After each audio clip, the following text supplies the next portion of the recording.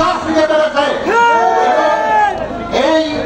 এই যে আমাদের সংগ্রাম শেখ হাসিনা এবং এই সৈন্য শাসক এই ফ্যাসিস্টের বিরুদ্ধে যে সংগ্রাম আমরা 15 বছর যাবৎ রাজপথে লড়াইয়ের মাধ্যমে করে আসছি। আমাদের প্রায় 60 লক্ষ বিএনপি নেতা কর্মীরা আমরা স্বীকার হচ্ছে। একটু নাম্বার আমাদের প্রায় 60 লক্ষ বিএনপি নেতা কর্মী এই মামলার শিকার হয়েছেন এবং প্রায় 50,000-এরও বেশি 55,000 মামলা এখন বিএনপি নেতা কর্মীদের নামে। এই মুহূর্তে 10,000-এরও বেশি নেতা কর্মী বিভিন্ন বাংলাদেশের বিভিন্ন কারাগারে বিএনপি নেতা কর্মীদের নির্যাতনের শিকার হয়েছেন। এবং আপনাদের উদ্দেশ্যে বলি, এই আন্দোলন করতে গিয়ে এই গাইবান্ধা জেলায় 3 জন শহীদ হয়েছেন। 3 জন শ্রমিক যারা শহীদ হয়েছেন তাদের প্রতি শ্রদ্ধা জানিয়ে বলছি একজন শাহিনুর রহমান, ওর বাড়ি হচ্ছে কিশোরগঞ্জে, উনি একজন শ্রমিক। আরিফুল ইসলাম বরিশাল পলাশবাড়ি, উনি একজন শ্রমজীবী মানুষ। এবং মোহাম্মদ জুয়েল সালপাড়া ইউনিয়নের যুবদলের সহ সাংগঠনিক সম্পাদক, উনি এই লড়াইয়ে শহীদ হয়েছেন। আমরা তাদের প্রতি গভীর শ্রদ্ধা জানাচ্ছি। এবং এরকম নাম না জানা, আমাদের নাম আমি কালকে জানতে পেরেছি, এরকম নাম না জানা বাংলাদেশের বিভিন্ন স্থানে অসংখ্য শহীদ হয়েছেন যাদের নাম আমরা জানি না।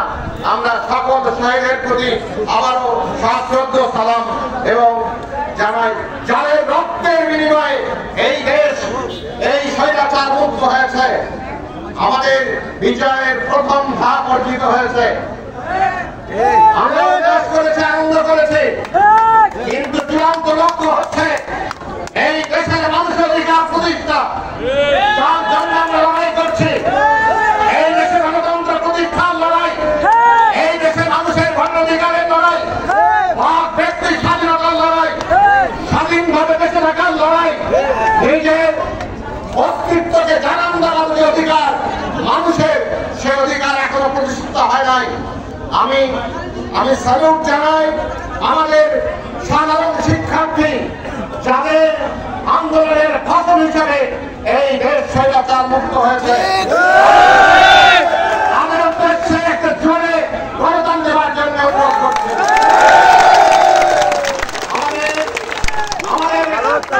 আমাদের সন্তানরা আমাদের শিখিয়েছে,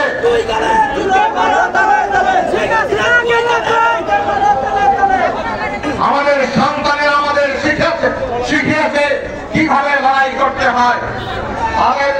তাদের আন্দোলনের যে কৌশল, তাদের আন্দোলনের যে স্লোগান, তাদের আন্দোলনের নামের যে কর্মসূচি, এগুলো আমাদেরকে শিখতে হবে। বিএনপিকে এবং অন্যান্য রাজনৈতিক দলকে এগুলো শিখতে হবে। এবং এই সাধারণ ছাত্ররা বাংলাদেশের মানুষকে স্বৈরাচারের কবল থেকে মুক্ত করেছেন। সাধারণ ছাত্র জনতা বিএনপি পূর্ণভাবে নৈতিকভাবে এবং শারীরিকভাবে এই আন্দোলনের সঙ্গে ছিল এবং সেই কারণে বিজয় ত্বরান্বিত হয়েছে।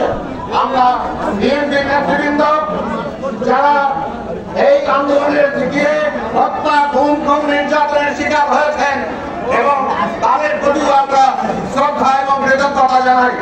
তবে একটি কথা যেটা আবারও বলছি, আমরা উল্লাস করব, আনন্দ করব। গতকাল কেন্দ্রীয় অফিস থেকে দায়িত্বে আছেন এখন দপ্তরে আসাদুজ্জামান রিপন, উনি এখন দপ্তরের দায়িত্বে আছেন। উনি ওনার সঙ্গে কথা হয়েছিল, ফোন করেছিলেন, বিজয় মিছিল হবে, আনন্দ মিছিল হবে, শান্তি মিছিল হবে, কিন্তু কোন রকম সহিংসতা হবে না, কোন রকম ভাঙচুর হবে না, কোন রকম জ্বালাও পোড়াও হবে না। কারণ বিএনপি একটি সভ্য মানুষের দল, অসভ্য মানুষের দল, বিএনপি ভদ্র মানুষের দল, বিএনপি সহিংসতার দল, শান্তিতে বিশ্বাস দল, অনেক হবে না। বিএনপি বিভেদ সৃষ্টি করে না। তারেক আমাদের বক্তব্য অনেকেই শুনেছেন। আমি প্রশাসনকে অনুরোধ করতে চাই, এই বাংলাদেশে যদি শান্ত করতে হয়, এই বাংলাদেশের মানুষের মনের মধ্যে দীর্ঘদিনের মধ্যে পঞ্জীভূত ক্ষোভ, রাগ, বেদনা তারই বহিঃপ্রকাশ ঘটছে। যদি বাংলাদেশের মানুষকে শান্ত করতে চান, তাহলে আমাদের নেতা অ্যাক্টিং চেয়ারম্যানের ভাষণগুলো এই জাতীয় সম্প্রচার মাধ্যমে এবং মিডিয়াতে প্রচার করুন।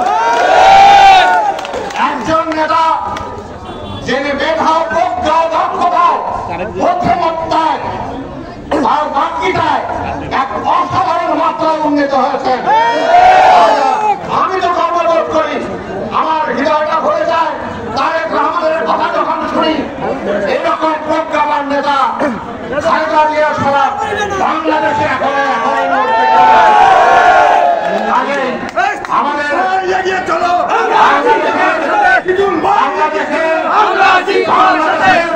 তারেক রহমানের যে চলো কোন খালিদ ভাই না, কোনো টিটুল ভাই না। এই বাংলাদেশকে যদি বাঁচাতে হয়, তাহলে তারেক রহমানের প্রয়োজন আছে, প্রয়োজন আছে। এছাড়া বাংলাদেশকে কেউ বাঁচাতে পারবে না। প্রিয় সাথী এবং বন্ধুরা, আমাদের দেশের থেকে মুক্তি দেওয়ার ঘোষণা আমরা দেখতে পেয়েছি। আমরা আমাদের প্রিয় নেতা তারেক রহমানকে অবিলম্বে বাংলাদেশের মাটিতে দেখতে চাই।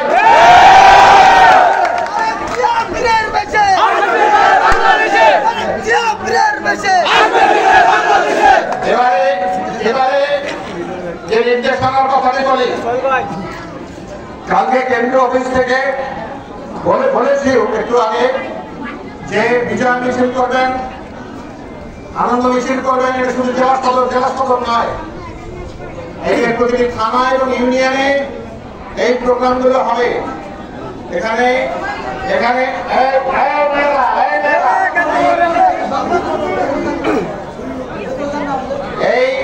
এটা শুধু জেলা সদর নয়, এইটা প্রত্যেকটি ইউনিয়নে হবে।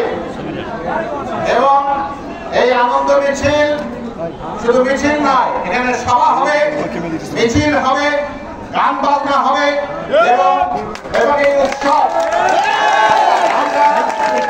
আমরা বাংলাদেশের মানুষকে বোঝাতে চাই যে তারেক রহমান এটি বোঝাতে চান যে বাংলাদেশের মানুষকে পাশে দাঁড়ানোর মতো একটি মাত্র দল আছে, সেটি হচ্ছে বাংলাদেশ জাতীয় দল।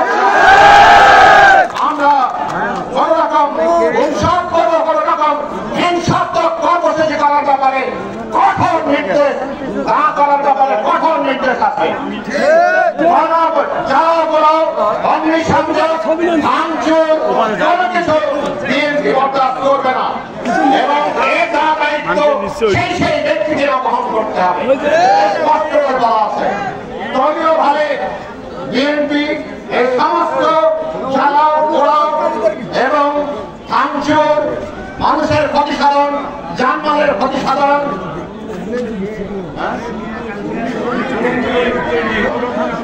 আমরা তো সংখ্যালঘু সম্প্রদায় বিশ্বাস করি না। আমরা সকল ধর্ম বিশ্বাসের মানুষের উপাসনালয় যাতে নিরাপদ থাকে। তারেক রহমান বলেছেন যে সংখ্যালঘু বাংলাদেশে নয়, হিন্দু, মুসলমান, বৌদ্ধ, খ্রিস্টান যারা আছে, যে ধর্মের লোক আছে, আমাদের একটি পরিচয়, আমরা বাংলাদেশি। এটি আমাদের পরিচয়। কাজেই কোন সংখ্যালঘু, আমি আবারও মাত্রাচ্ছি, কোন উপাসনালয় রক্ষা করার দায়িত্ব বিএনপিকে নিতে হবে। পার্সোনাল শত্রুতা আছে, আমি বিএনপি করি, আমার সাথে পলাশের পার্সোনাল শত্রুতা আছে। আমি পলাশকে সুযোগ পেয়ে আমি আঘাত করলাম, সে ধরনের কাজও চলবে না। কোন প্রতিহিংসা এবং ব্যক্তিগত আক্রোশ মেটানোর সুযোগ নাই। কোন রকম চাঁদাবাজি চলবে না। রাখতে হবে, যদি মনে করেন বিজয় হয়ে গেছে, এটা আমাদের, আমরা কি লক্ষ্যে সংগ্রাম করছি, আমরা এই দেশের মানুষের গণতন্ত্র